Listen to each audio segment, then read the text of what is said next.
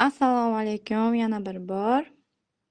Bugun sizlar bilan diydor ko'rishib turganimdan, ya'ni jonli tarzda, bir onlayn tarzda uchrashib turganimdan judayam xursandman. Bugun obedlarda e'lon qilgan bo'lsam ham, mana shuncha odam kirganidan judayam xursandman.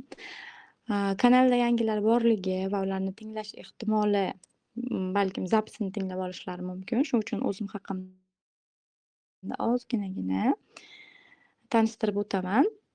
Ismim Sarvinoz Shavkatjon qizi. JISA nomida faoliyat yuritaman. Nega aynan JISA? Bu qisqartma so'z, ya'ni bosh harflardan olingan jasur, irodali, sabrli ayol degan ma'noni anglatadi. O'zimni kanalimda erkin men shu JISA nomi bilan bemalol postlar yoza olaman. Lekin boshqa bir kanallarda mehmon sifatida taklif qilinsam yoki sovg'a darslar ulashilganda Sarvinoz Shavkatjon qizi nomi bilan beraman. 2 nafar farzandim bor. Katta qizim 4 yoshda, o'g'lim 2 yoshda. 2 ta farzandim bilan qo'ldan kelgancha mana shu kanalda o'rganganlarimni, anglaganlarimni bo'lishib boraman. Hozirda farg'onalikman. Farg'onaning Oltiariq tumanidanman. Mana shu o'zimizni tumanda ochilgan xususiy A'lo Education degan bog'chada ishlayapman. O'zi kasbim pedagog, ya'ni tilchiman, tilshunosman. Lekin bolalar olamiga kirib kelganim va mana shu kanalda faoliyat yuritganim sabab, bu bog'chaga borganimda, bolalarimni olib borganimda, menga bir taklif tushdi. Shu yerda biz bilan ozgina ishlab bering degan ma'noda. Men hozir psixolog sifatida faoliyat yuritaman-u, bog'chada kasbim, masalan, kim bo'lib ishlaysiz deganda, psixolog o'rnida ishlayotgan bo'lsam ham, lekin asl kasbim baribir pedagog. Mana shu holatda ishlayman. Bolalar bilan kitob o'qib berish, alohida bir diqqat jamlovchi mashg'ulotlar, mana shunaqangi narsalar bilan ishlab boryapman.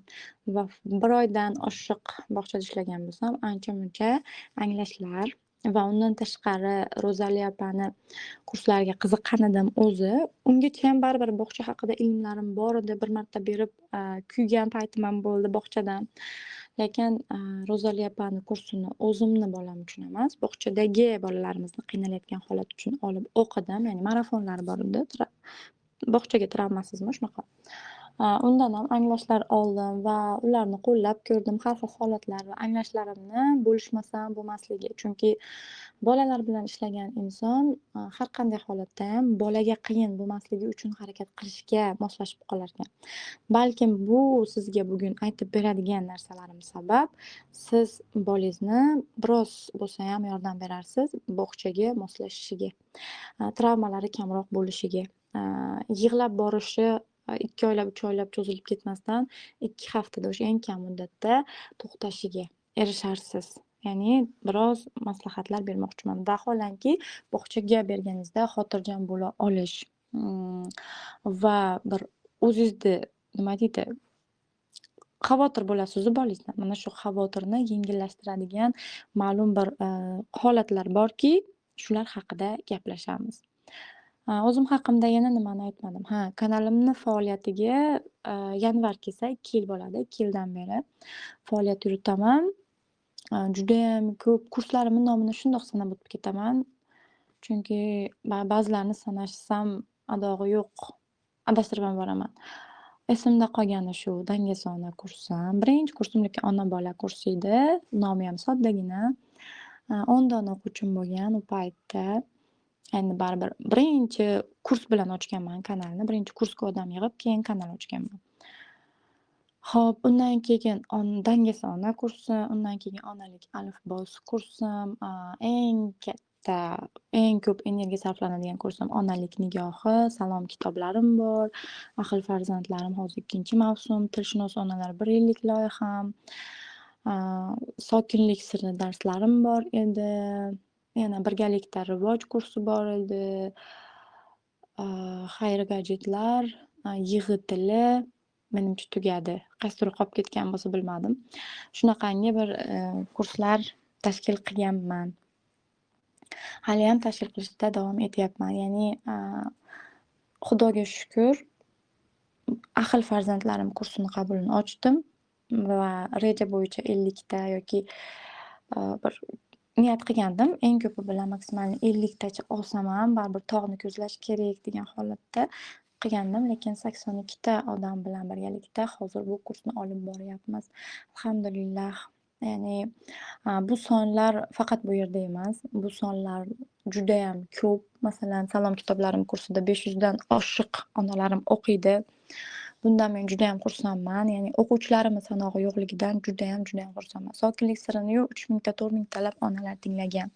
Inshaalloh sizlargayam yaqin orada yana qayta bir ulashib qo'yaman linkini. Demak, bugungi mavzuga o'tsak bo'laveradi. Yangilar, men haqimda tanishib oldilaring degan umiddaman.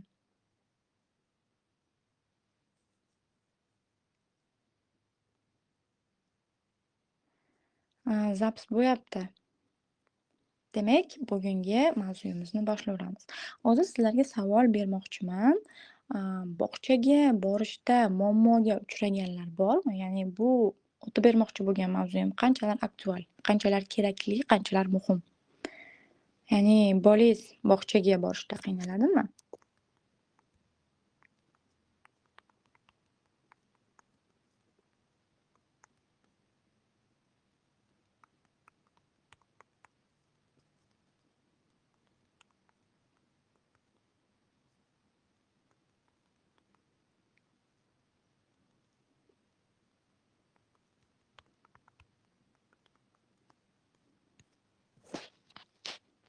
Ha, gohida kam hollarda. Yoki bo'lmasam, bog'chadan xotirjam bo'lolmaydigan onalar, ya'ni bolasini bog'chaga berib qo'ygan, ustoziga ishonolmaydi, muhitga ishonolmaydi.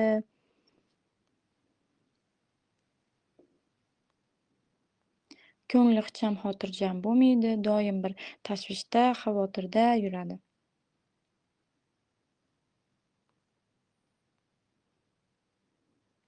Xotirjammasman. Ha, 5 yosh qizim bormayman deb har kuni yig'laydi, sababini aytmaydi. Bormayman deydi. Men o'g'limni bog'chaga o'rgata olmayapmiz, 3 yoshdan.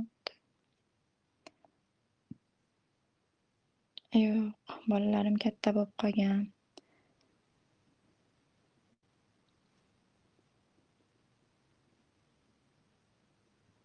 Mhm. Menam chiqarib olganman bog'chadan. Demak, ba'zi bir joylarda muhim, ba'zi bir onalarda mana bog'chaga berishga ehtiyoj yo'q bizda. Bu uchun judayam xursandman. Masalan, istardim jamiki onalar farzandini 4 yoshgacha bog'chaga bermasligini. Mendayam masalan bog'chaga berishga umuman ehtiyoj yo'q edi. O'zim bemalol qaray olardim, o'zim mustaqil o'rgata olardim. Lekin baribir men bolamga jamiyat bilan munosabatni o'rgatib berolmasdim. 7 yoshda maktabga borganda, birdaniga jamiyatga ham kirishib olish, ham maktab qoidali muhiti, ya'ni tartib, intizom bo'ladi-ku baribir. Ham umuman yangi bir onadan uzilib boshqa bir joyga borish, birdaniga 3-4 talab, ya'ni o'yindan uzilish bu mana 4 ta narsa-da. Jamiyat bilan agar bog'chaga umuman 7 yoshgacha bermasdan bersangiz qanaqa bo'ladi? Bo'ladi, biroz muammolar o'qishida, nima deydi, qiyinchiliklar mana shu sabab kelib chiqish ehtimoli bor. Ya'ni bola jamiyat aro munosabatda birinchisi qiynaladi, ikkinchisi do'stlashish, yoki bo'lmasam o'rtoq tanlash, mana shu narsalar umuman jamiyat aro munosabat bu birinchisiga kirib ketdi. Endi ikkinchisi, umuman qoidali muhit. Masalan, bog'chada qoida bor, lekin kamroq. O'ynashadi, boshqa qilishadi. Maktabda aksincha ko'proq o'qiladi va o'yindan uzilib, birdaniga qoidali, ya'ni ko'proq foizi baland. Bog'chada mana foizi pastroq, o'yinga qo'shib turib qoida olib kiriladi-da. Shu bosqichdan o'tmagan bola birdaniga to'liq, qoidali muhitga o'tib qolsa, ya'ni tartibli muhitga o'tib qolsa qiynaladi. Keyin onadan uzilmasdan, ya'ni soatlab onadan uzilmagan bola birdaniga maktabga borganda onadan uzilishi, umuman, bir oilaviy, dunyosi bitta bo'lsa, maktab dunyosi boshqa bir dunyodan ikkinchi bir dunyoga o'tish. Mana shu tomonlama bola qiynalishi mumkin. Ya'ni shularni oldini olish uchun ham men 4 yosh qizimni, ya'ni jamiyat yoshiga yetdi dedimda, bog'chaga berdim. Chunki unga bu ko'nikmalar.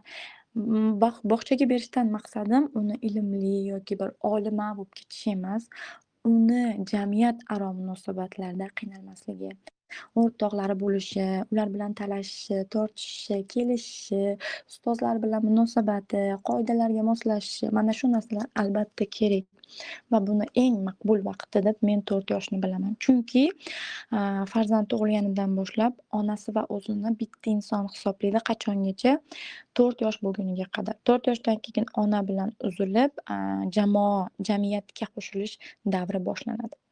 Mana shu davrda bolaga ona jamiyat obrazini yaratib berolmaydi. Ona bir nechta o'rtoq bo'lib o'ynolmaydi. Tengdoshlari kabi bir, pastliklarga, chuqurliklarga kirib tushib o'ynolmaydi. Stollarni tagida, partalarni tagida o'ynolmaydi. U kabi harakatchan, aktiv emas. Ya'ni dardlari darddosh-da. Qo'lchalari kichkina, bo'ychalari yetmaydi, energiyasi tugamaydi. Kattalardan bir dakika eshitganda hammasi birdaniga eshitadi, birgalashib eshitishadi. Ya'ni darddoshlik hissiyotini his qilishadi. Bir-biriga ba'zan tortishishadi, to'g'ri, talashishadi, lekin baribir o'zini tengqurlari masalan, siz tasavvur qiling, kampirlar bilan hamisha, ya'ni buvijonlar bilan hamisha yashash ham qiziq bo'lmaydi-da, chunki ular tez charchashadi, bir joylarga aylanganib boraylik desak borishni xohlashmaydi, to'g'rimi? Tasavvur uchun, tushunish uchun. Bolalar ham xuddi shunaqa. Onasi: charchadim, uxlaylik, uyqum keldi, hozir ish qilishim kerak." Bolalarchi? Hozir ish qilaman demaydi, charchadim demaydi, uyqum keldim demaydi. O'ynaydi, o'ynaydi, o'ynaydi, sakraydi, sakraydi. "Yo'q, men bekka sig'mayman, men kattaman, men kachalik uchmayman, men qulochmachoq o'ynamayman, men tez charchab qolaman, oyog'im og'rib qoladi" demaydi-da, maroq bilan o'ynaydi. Mana shu narsani ona ming uyda ta'lim qilgani bilan jamiyat bo'lib berolmaydi. Shu uchun ham bolaga albatta hech bo'lmasa o'sha 5 yoshda, 6 yoshda berasizmi, baribir berishingiz kerak bog'chaga. To'g'ri, uni plyus tomonlari bo'lgani kabi salbiy tomonlari ham bo'ladi. Ya'ni bog'chadan, salbiy xarakterlar o'rganib keladi. Lekin mana shu o'rinda aytish kerak bo'lgan bitta narsa bor. Qush inida ko'rganini qiladi. Bolalar tajribachi. Ular har bir so'zni, har bir harakatni o'rganadi, shimib oladi. Lekin xarakter sifatida shakllantirmaydi. Shunchaki uni sinab ko'radi. Agar mana shu sinovda onani e'tibori judayam aktiv darajada bo'lsa, sinayotgan narsasiga nisbatan uni o'ziga saqlab qoladi. Mana xunuk so'z aytdi, onasi bor e'tiborni qilayotgan, mana "Aya, menga suv olib bering" dedi-da, siz ishingizni tashlab kelib suv olib bermadingiz. Bor o'zing ich dedingiz. Lekin o'rganib kelgan biron bir xunuk qilig'ini qilib, harakat qilsa yoki biron bir so'z aytsa, qilayotgan ovqatingizni tashladingizda "Nima deyapsan sen?" deb yoniga bordingiz. Butun e'tiboringizni qaratdingiz. Demak, bolaga butun e'tibor bir ona judayam kerakda. Mana shu narsani o'ziga qurol sifatida olib qoladi, eslab qoladi va kelasi safar siz e'tiboringizni tortmoqchi bo'lganda, e'tiborga och bo'lgan paytida albatta bundan foydalanadi. Shuning uchun bolalaringiz qayerdadir, nimadir o'rganib kelganda, birinchi marta eshitganingizda, ikkinchi marta eshitganingizda u qadar o'ta vahima bilan e'tibor berib yubormang. E'tiborsiz qoldiring ham demayman. O'rtacha "Qanaqa so'z bu? Biz men eshitmagandim. Biz uyimizda shunaqa so'zdan foydalanamizmi?" degan holatda va sekin ertak terapiyalar bilan mana shu so'zlarni to'xtatish. Demak, o'zimizni mavzuyimizga qaytamiz. Aylanib o'shalarga borib qoldik. Bilasizlar, men hech qanaqa bir slaydsiz erkin gapiruvchi shaxsman. Shuning uchun o'tlab ketib qolsam xafa bo'lmaysizlar. Qaytamiz. Bog'cha. Bog'cha bu nimaga kerakligini aytib o'tdim. Ya'ni jamiyat aro munosabatlarda judayam kerak manzil. Mana shu bog'cha tanlashda birinchi o'rinda eng muhimi deb biladigan ikkita narsam bor bo'ldi. Birinchisi bu hudud jihatdan kengligi.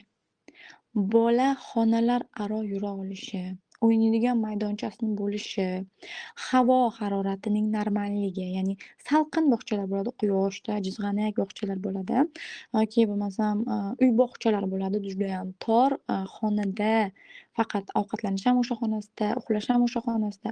Bunday bog'chalar bolani 6 yoshgacha erkin jismoniy harakati judayam muhim.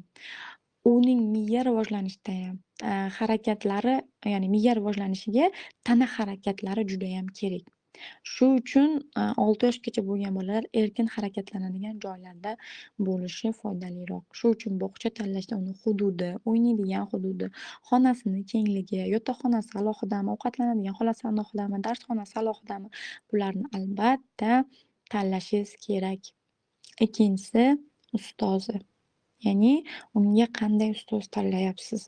Ming o'rtoqlarida muammo bo'lsin, baribir bitta ustozda tarbiya topgan bolalarning xarakterlari o'xshashlashib ketadi.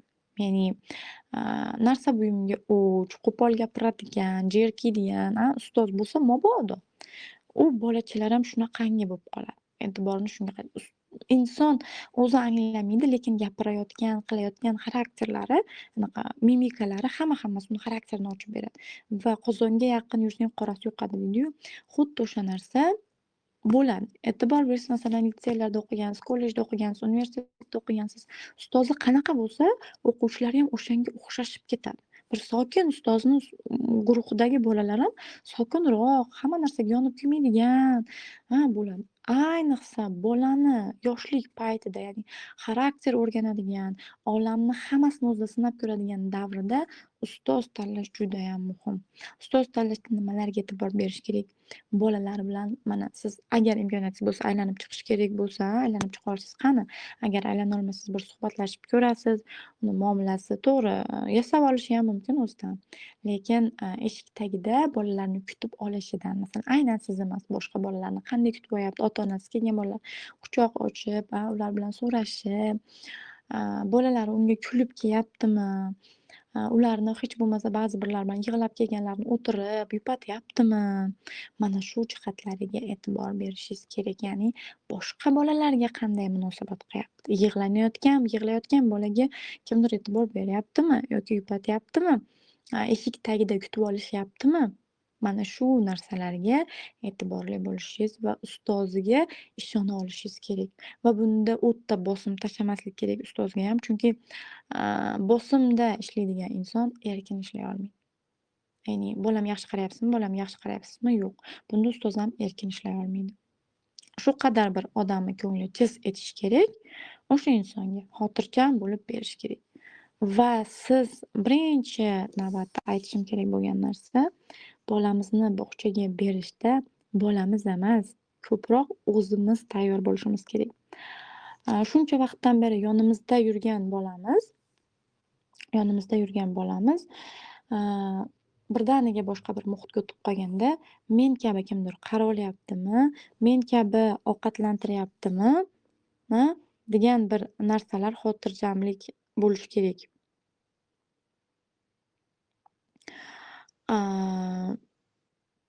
Ya'ni hozir 1 minut.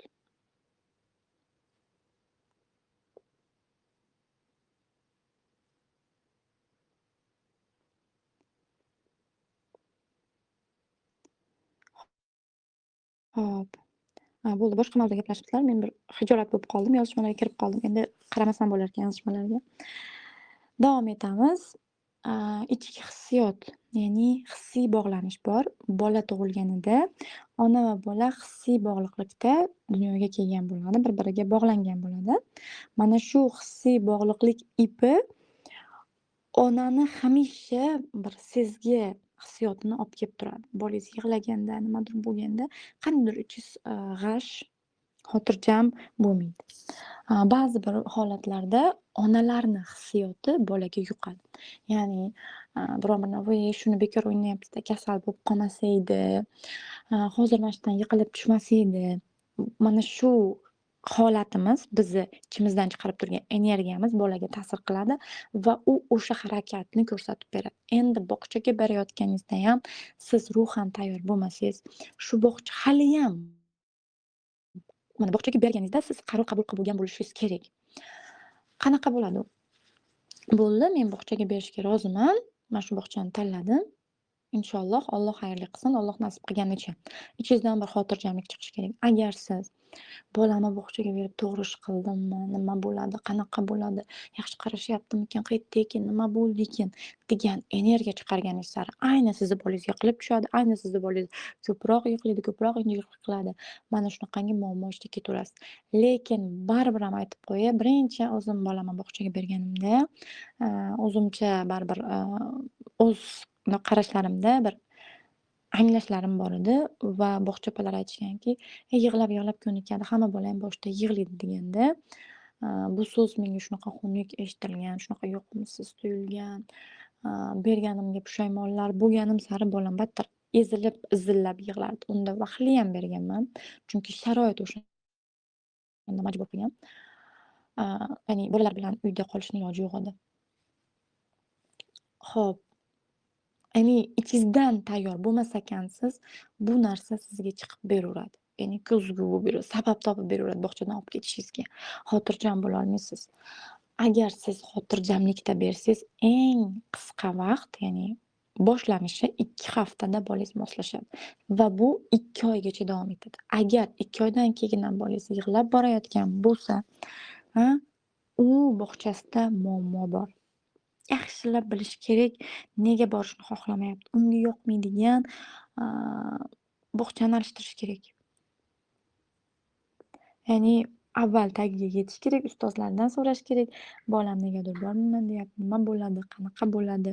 Hammasini bir, surishtirib, anglab topilishi kerak sabab. Endi, bolalar bog'chaga borgandan keyin ularni nimalar qiynaydi? Mana shu mavzuni to'liq ochib bermoqchiman. Ya'ni, aaa, bu qiyinchiliklar kamroq bo'lsa, bola osonroq ko'nikadi. Ustozga bo'lgan xotirjamligingiz ham ko'proq bo'ladi. Ya'ni bolalarni eng ko'p qiynaydigan muammosi uylarida hech ham qoidali muhit olib kirishmaganligi. Ya'ni uyda umuman qoida yo'q. Ular judayam erkin yoki qoidalar kuchsiz o'rnatilgan. Masalan, shokoladni mumkinmas deydi, lekin uyda shokolad hamisha turadi. Onasi mumkinmas degan bilan boshqalar beradi. Mana shunaqangi holatlar, ya'ni qoidalar buziladi, amal qilinmaydi. Shunaqa holatlar bo'lsa yoki bo'lmasam hech bo'lmaganda ona xonani o'zidagina, masalan, xonaga tegishli oyoq kiyim eshik tagiga yechiladi, kir kiyimlar hamisha kir joyiga tashlanadi. Shunaqangi qat'iy qoidalar bo'lmasa, ona ham o'zi amal qilmasdan kiyimlarni har qayerga yechsa yoki, bu safar bo'laveradi deb kir eshik tagida qolsa, mana shunda qoidalar buzilishi bo'ladi. Buzilmaydigan qoidalar bo'lishi shart bolangizni bog'chaga berguningizga qadar. Chunki bog'chada, ovqatlanishga qator tushishi kerak, navbat kutishni o'rganishi kerak, o'zini vaqtida, masalan, uxlash vaqtida uxlashi kerak. Mana shu, ya'ni ozgina bo'lsa ham qoidali muhit olib kirgan bo'lishingiz kerak bolangizga. Bolani ham tayyorlash kerakda bog'chaga, o'zingiz tayyorlanganingizdan keyin. Bolangiz tayyor bo'lganda siz ham, ha, bolam o'zini o'zi eplay oladi. Hech bo'lmaganda ishtonchasini o'zi kiya olib, yecha olishi kerak. Hojatini hech bo'lmasa aytib tushuntirib bera olishi kerak va eng muhimi mustaqil uxlashga o'rgatishingiz shart. Ya'ni, bolangizni hamisha qo'lda ko'tarib, yoki ochomlab uxlatgan bo'lsangiz, bu refleks bo'lib qoladida uyquda va obedga uyqu mahali bolada og'ir depressiya yaratadi. Ya'ni, bolangiz sizsiz uxlolmaydi o'zi, sizsizlikdan qiynalib turibdi, uyqusi kelib turibdi. Sizsiz uxlash 2 karra qiyinchilik keltiradi. Ya'ni, sizsiz uxlashi deganda aynan sizsiz, ya'ni siz yo'q holatda emas, sizni yordamingizsiz uxlaydigan, ya'ni yotib o'zi uxlaydigan, siz yonida jim turishingiz mumkin. Bir urib, yelkasiga urib emas, bir tebratib emas, ya'ni siz borsiz-u, siz harakat qilmaysiz, u uxlaydi. Mana shu holatlarda tayyorlash kerak bolani. Ovqatlanishi biroz bo'lsa ham ovqatlana olishi kerak. Qoshiq ushlab, piyola ko'tara oladigan. Bog'chada o'zi aslida e'tibor qilsangiz, yaxshi bir bog'cha topib, bersangiz, masalan, siz o'zingizni tasavvur qilib ko'ring, bog'chada ishlayapsiz. Siz niyat qilib borasizmi, men mana shu bog'cha bolalarini uraman, Bog'cha bolalarimni so'kaman, ularga baqiraman. Yo'q, hech bir ustoz baqirishni, so'kishni xohlamaydi. Va mana men kuzatyapman, biza bog'chada alhamdulillah deyman, bolalar urushmaydi. Ba'zan qat'iyat bilan qat'iy gapirish holatlari bo'ladi. Undayam qanaqa bilasizmi? Qoidani mana 10 ta bola qoidaga amal qilib turganda, bitta bola qoida buzsa, masalan, qator buzilishi mumkin. Uxlash vaqti uxlamayman degan qaysarlik qiladi yoki bo'lmasam gapirib hammani uyg'otadi. Xo'p, uxlamasang jim yot deyilgan holatdayam gapirib boshqalarni uxlashiga xalaqit qiladi. Ya'ni xalaqit qilish darajasida holat paydo bo'ladi. Mana shu holatlarda ustoz keyin nima qiladi? Agar asablari joyida bo'lmasa jazolab qo'yadi, baqirib qo'yadi, so'kadi. Mana shunaqangi holatlar bo'ladi.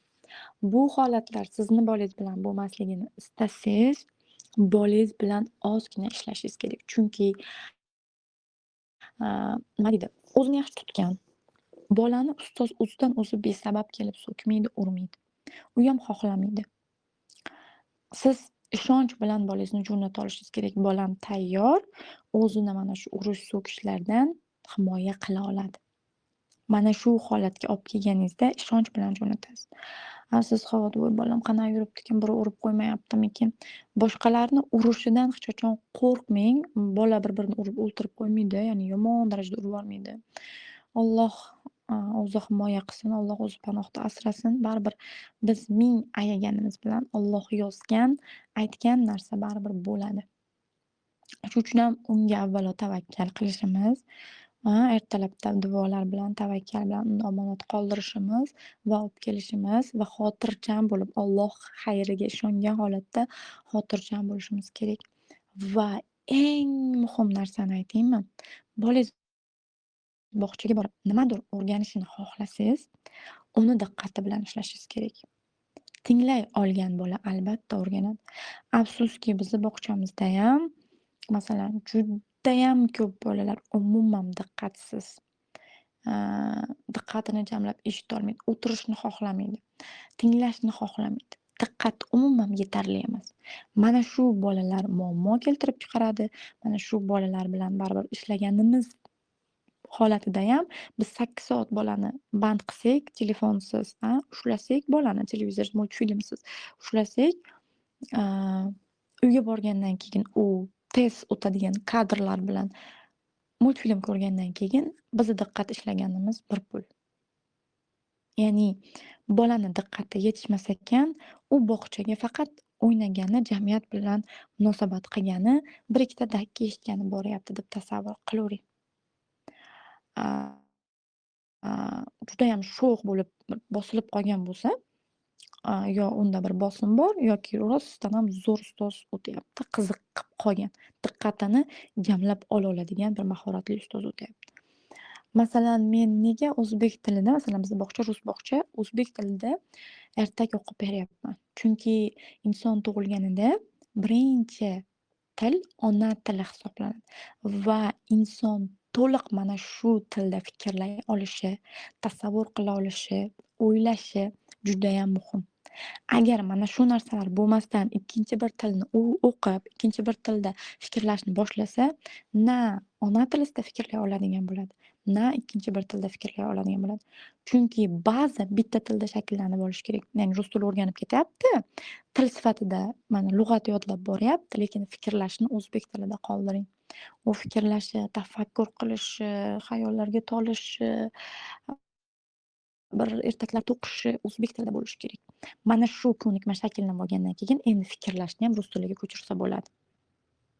Ya'ni ko'pchilik ota-onalar nimaga rus bog'cha bo'lib o'zbek tilida o'qib beryapsizlar? Chunki men diqqatni, fikrlashni o'zbek tilida shakllantirib olgandan keyin rus tilida, ingliz tilida ustozlar bemalol dars o'ta oladi. Bizni bog'chada, ya'ni umuman bog'chalarda eng qiynaladigan narsa bu diqqat yetishmovchilik. Hozirda mana ko'pimiz, hatto aksar ba'zilarimiz o'zimiz ham nima qilamiz? Diqqatimizni jamlay olishda qiynalamiz. Biron bir narsalarni o'qib, bir 20 sahifa, 30 sahifa kitobni o'qishga ba'zan toqatimiz yetmaydi. Mayda ishlarni qilishga umuman, masalan, sekin bo'ladigan ishlar bor-ku, mana shu narsalarga bir xillarimiz nima deydi, diqqat yetishmayotganini odam o'zi sezib qoladi. Meni toqatim yetmaydi bunaqa narsalarga, umuman asabim ko'tarmaydi deysiz-ku. Mana shu holat sizda diqqat yetishmovchiligini keltirib chiqarayotgan holat bo'ladi. Buni asosiy ildizi nima desa, buni asosiy ildizi shorts, qisqa videolar bor-ku. YouTube'da chiqadi, Instagram'da chiqadi. Mana shular o'zi kadr, oddiy masalan, nima desam bo'ladi, televizor ko'rganingizda, biron bir kino ko'rganingizda kadrlar ketma-ketligi, multfilm ko'rganingizda kadrlar ketma-ketligi o'tadi-da. Shuq, shuq, shuq, shuq, shuq o'tadi. Mana shu ketma-ketligi ham o'zi diqqat yetishmovchiligimizni kamaytirib beradi. Endi tasavvur qiling, siz qisqa video ko'ryapsiz, qisqa videoni ham o'tkazib ko'ryapsiz. Bu katta insonga qanchalar ta'sir. Endi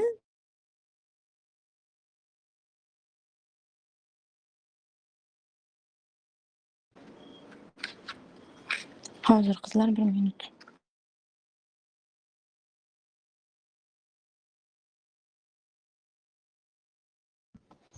Uzr, telefonim jiringlab qoldi, orada uzilish bo'ldi. Demak, diqqat yetishmovchiligi biz katta insonlarga ta'sir qilayotgan bo'lsa, endi 2 yosh, 3 yosh, 4 yosh, 5 yosh bolalarga umuman qiyin bu masala. Diqqat yetishmovchiligi. Masalan, avval multfilm qo'yib bergan bo'lsangiz, multfilmni ko'rayotgan bola, multfilmni bilib olish uchun aytyapman. Multfilmni boshidagi bir 2-3 daqiqasini ko'radi-da, boshqasini qo'yib bering deydi. Mana shu diqqat yetishmasligini boshlanishi. Shu holatni yo'qotish kerak. Mana shu holatni. Uni ikkinchisini qo'yib berganingizdan keyin jichadan keyin yana boshqasiga olib bering. Yoki bo'lmasam o'zi o'tkazib ko'radigan holatda ko'rmaguncha injiqlik qilaveradi, xarxasha qilaveradi.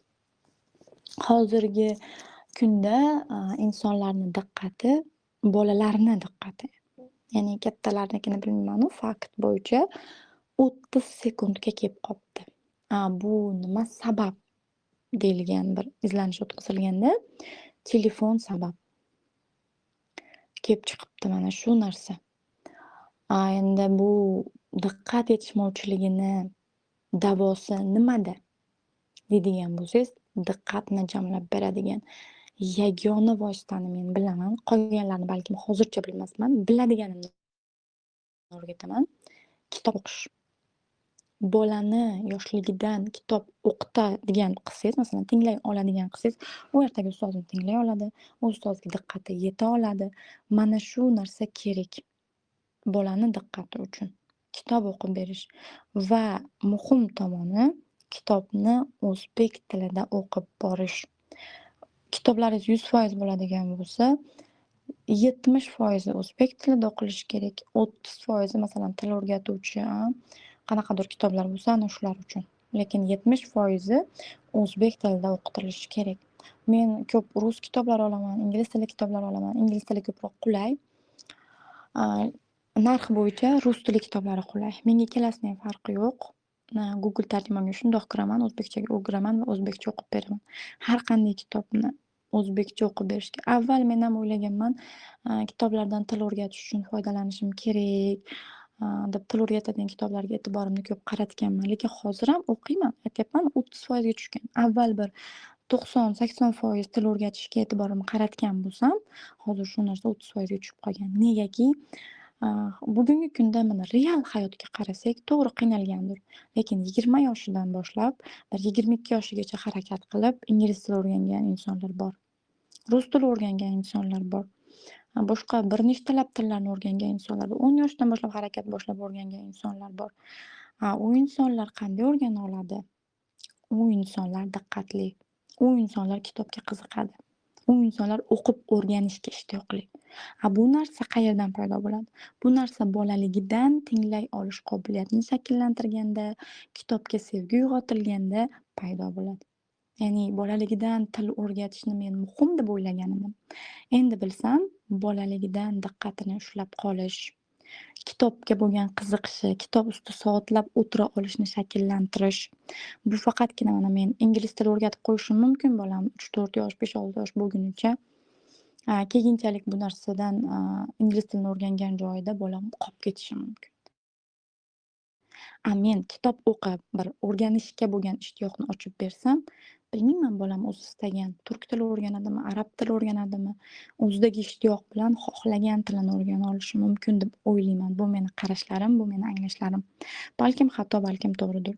Ya'ni Alloh anglatgani qadar, o'sha bir necha yil avvalgi xatolarimni ham xatoligini anglab boryapman. Ya'ni til o'rgatishga mukamdan ketgan paytlarim, bir mashg'ulotlar yasab berishga mukamdan ketgan paytlarim bo'lgan. Hozir mukamdan ketib suhbatlashishga harakat qilaman, ko'proq gaplashishga harakat qilaman. Hamma narsani ikir-chikir, mayda detaligacha tushuntirishga harakat qilaman. Ba'zan o'zim og'izlarim charchab ketadi, maydalab tushuntirganimda. Ba'zan qaytalab o'sha maydani boshdan tushuntirishga to'g'ri keladi. Aytmoqchi bo'lganim, ko'pchilik onalar xohlaydi bolasi turli tillarda gaplashishini, boshqa. Bog'chaga berganda ham kutublar qo'yadi. Masalan, rus tili o'rganib kelsin, ingliz tili o'rganib kelsin, mental o'rgansin. Bolangiz jamiyat bilan munosabatni o'rgansin.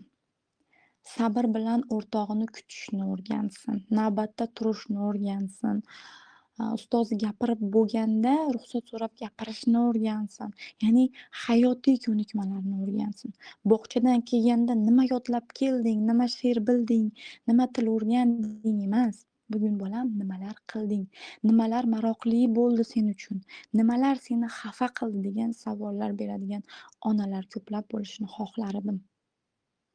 Ya'ni bolangizni bog'chaga berayotganingizda birinchi navbatda u yerda maqsad to'g'ri bo'lishi kerak. Bolangizni nima uchun bog'chaga beryapsiz? Qanaqa kutuvlaringiz bor? Siz qanaqa ustoz tanladingiz? Qanaqa bog'cha tanladingiz? Va mana shu tanlovlaringizga ishongan holatda qat'iyat bilan bolangizni bog'chaga bersangiz, ishoning 2 hafta, ba'zi bolachalar bor 1 haftada ham moslashib ketyapti. Ya'ni to'g'ri tanlov bo'lsa. Ona bir xotirjam tashlab keta olsa, bir xilga 2 oydan beri keladigan bolachalar ham bor.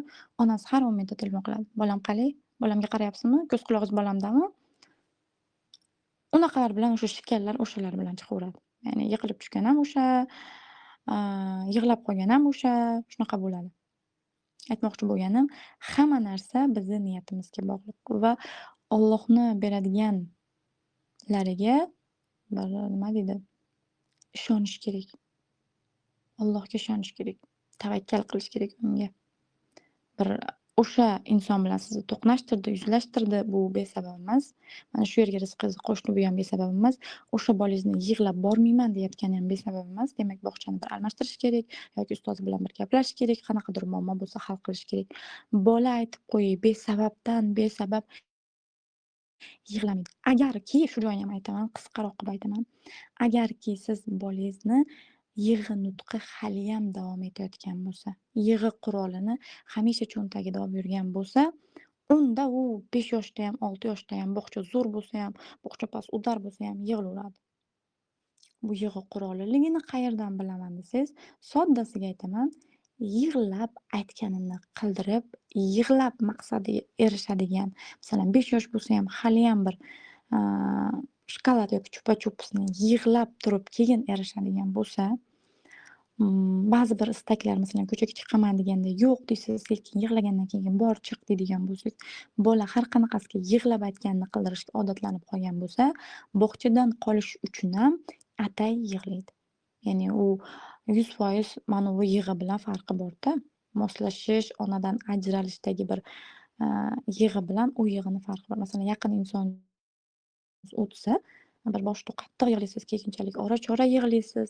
Mana shu holat. Ora-chora yig'laganda bolalar masalan 1 oyda 1, 2 haftada 1 yig'laydi. Mana shu paytda sizga to'yinmaslik holati yig'ilib qolgan bo'ladi. Sizga yaxshilab to'yib oladigan bir imkoniyat yaratib berishingiz kerak. Ishlardan biror kun dam olasizmi yoki bir necha soat u bilan o'ynaysizmi, o'ynagani borasizmi? Mana shunaqangi bir to'yintirish kerak bo'lgan payti bo'lib qoladi. Ora-chora bir yig'laganda yig'lagani uchun emas. Masalan, o'zingiz bilib turibsiz, 1-2 kundan beri har xil chaqayapti. Bo'pti, bugun yig'layapsan, bormay qo'ya qolamiz. Ertaga Mana shu yerga boramiz. Xursandchilik qilib bir aylanib kelamiz. Anchadan beri aylagani bormagan edik. Yoki bo'lmasam ertaga biron bir sabab bilan, mayli yig'lagani sabab bo'lib qolmasin, boshqa nimadir sabab bo'lsin, o'sha sabab bilan qolsin uyda. Mana shunaqangi gaplar edi. Eng aytmoqchi bo'lganim, bog'cha tanlayotganingizda, bog'chaga berayotganingizda Allohga tavakkal qiling, ishonch hosil qiling, o'zingizni tayyorlang, bolangizni aytib sanab o'tgan tomonlarimni tayyorlab boring. Qolganini jamiyatda o'zi o'rganib ketadi. Mana shu holatlarida tayyorlab borsangiz, bolangiz unaqa ko'p so'kish eshitmaydi. So'kilmagan bola o'z-o'zidan u yerda yaxshiroq, erkinroq yuradi. Birdaniga qoidali muhitga tushib qolib, depressiya bo'lib qolmaydi. Mana shunaqangi holatlar bo'ladi.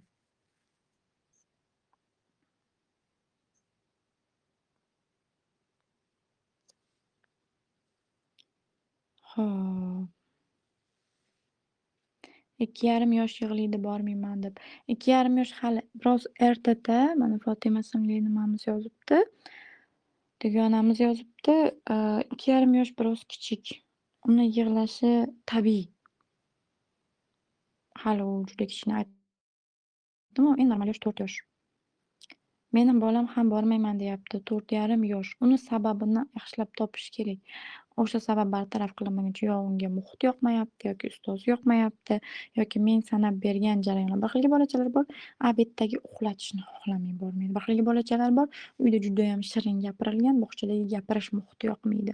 Bir xilgi bolachalar bor, qoidali muhitda emas, uyda erkin, telefon ko'radi, boshqa qiladi. Bog'chada telefon yo'q, televizor yo'q, mashg'ulotlar qilish kerak, ularni xohlamaydi. Bir xilgi bolalarni umuman diqqati yetishmaydi. U diqqat qiladigan mashg'ulotlarga toqati yetmaydi va u yerda qolishni xohlamaydi. Shuning uchun bormayman. Avvalo sababini bilish kerak. Bog'chaga onasi emas, adasi olib borsa yig'lamasligi mumkin. Ha, albatta. Menda shunaqa bo'lgan. Men tashlab kelganimda yig'lardi. Dadamiz olib borsa, uydan biroz yig'lab chiqib ketardi, lekin xayrlashishda erkin kirib ketardi. Chunki bola nima deydi, onasidan bunday ko'rib turib xayrlashish qiyin-da, og'ir kechadi. Ayniqsa menda qiyin bo'ldi bu narsa, chunki qizim bilan masalan onalar eshik tagida bir marta xayrlashib o'sha yig'lash jarayonini o'tkazib olsa boshlanishida. Masalan siz uyda xayrlashib olsangiz, uyda bir yig'lab oladi uydan chiqishda.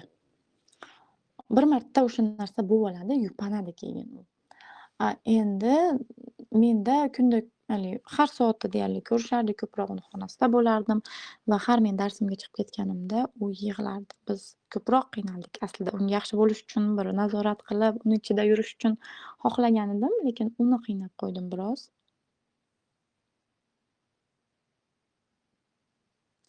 Meni qizim bog'chaga boraman deb turib olyapti. Bog'chaga bermaganman, talabga javob beradigan bog'cha yo'qligi uchun.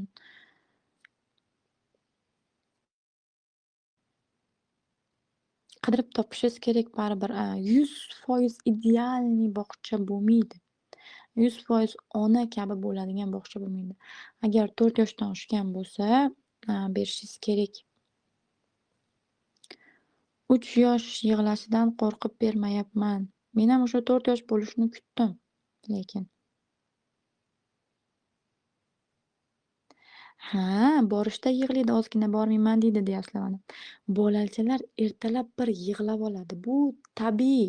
2 haftadan 2 oygacha bu tabiiy. Undan uyog'iga yig'lamaydi u qadar. Uxlash vaqtida 1-2tasi boshlaydi. Nimaga? Uni onasi uxlatib, ya'ni onasining yordamida uxlashga o'rganib qolgan, o'shalar yig'laydi. Boshqalarda unaqa muammo ketmaydi. Kayfiyati o'g'nalib ketadi.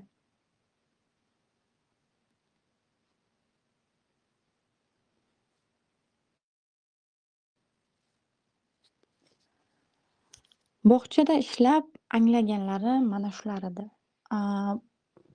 Bog'chada ishlashni yana bir tomoni bor. Bolalarni ko'proq o'rganarkansiz, ko'proq bilarkansiz. To'g'ri, turli xil til mashg'ulotlari, turli xil o'yinlar o'tkaziladi bog'chada. Lekin shuni kuzatib bildim, bolalarni ko'zi katta-katta ochilib hayratlanib boqadi-ku, Bizda yasli gruppa deyiladi. O'sha kichik bolajonlarimiz bor. 1 yosh, 1,5 yosh, 2 yosh shular bor. Katta gruppamiz bor, podgotovka. 5 yosh, 6 yosh, 7 yosh. Ya'ni har qanday yoshda bola bor. Men hamma guruhga kiraman.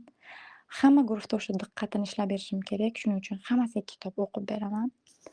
Ishoning, boshqa darslarni ham men, blogini ham yuritaman, tamoqchani videoga olaman.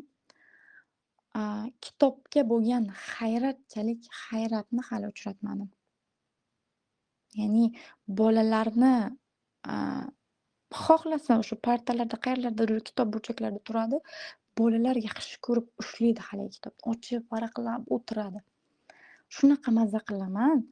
Bolani bir, kitobchalik qiziqtiradigan narsa yo'q. O'yinchoq ham 1-2 kun o'ynaydi, qolib ketadi. Lekin kitobni qaytalab o'qish imkoni bor. Shuning uchun men doim kanalimda ham kitobga urg'u beraman. Mana ko'pchilik menga anaqayam pushkayam qo'yib tashlabdi. Ko'p onalar aytishadi, sizni sudga berishimiz kerak. Siz ko'p kitobga targ'ib qilib borasiz. Bor pulimiz kitobga ketyapti deyishadi. To'g'risi bir 100 mingga kiyim olsam, og'rinib kiyim olamanda, qimmatga olib qo'ydim deyman. Endi bir 100 mingga kitob olsam, arzonga zo'r kitob olib oldimmi deydigan bo'lib qolganman. Ya'ni aytmoqchi bo'lganim, kiyimdan ko'ra mana kiyimni bir mavsum kiyadi, 2 mavsum kiyadi kiysa, keyin tashlab yuboriladi-da hali. Kimgadir beraverasiz, boshqa qilasiz, eskirib ketadi, kiyib bo'lmaydi. Lekin kitob mana, biz kitob yig'ish boshlaganimizga 2 yil bo'lgan bo'lsa, 2 yilda bir dunyo kitobimiz bo'ldi. Men o'zimni ham uncha kitobim yo'q. Ularni kitobiga men suyunib yuraman. Topgan pulimga kitob olish harakatidaman. Qayerda kitob ko'rib qolsam, yoqib qolsa, yuragim jiz etsa